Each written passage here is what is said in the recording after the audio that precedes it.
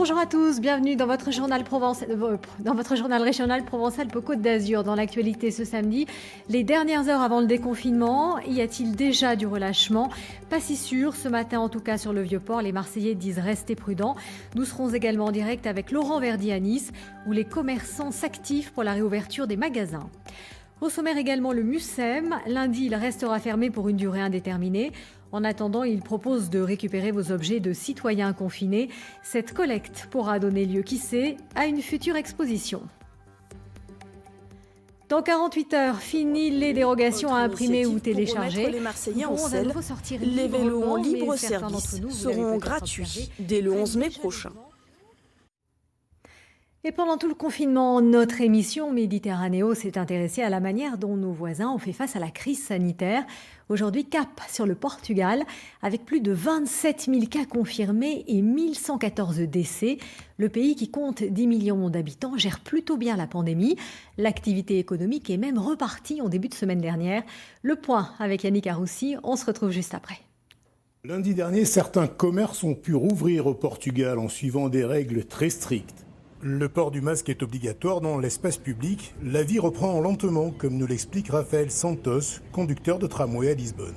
C'est une nouvelle étape que Portugal a décidé d'offrir pour recommencer l'activité économique, mais avec les précautions de la direction générale de santé. De petits commerces comme les cafés, les coiffeurs, et d'autres petits magasins. Et c'est tout avec des nouvelles règles, avec le distanciement social. Dans le transport public, les personnes sont obligées avec des masques. Depuis le 19 mars, depuis son poste de conduite du mythique tram 28, Raphaël a observé et documenté avec des photos et des vidéos cette période inédite.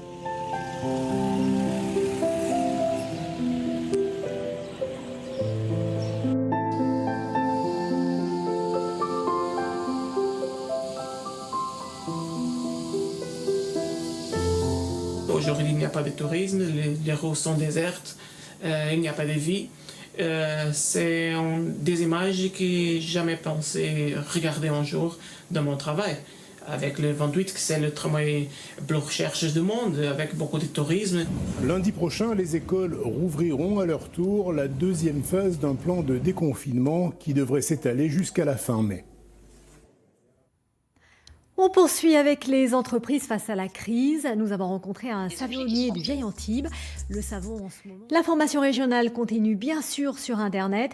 À l'aéroport de Nice, les particules fines sont en baisse de 50%. Les détails sur notre site paca.france3.fr. Fin de ce journal. Je vous retrouve ce soir à 19h. Très bel après-midi d'ici là.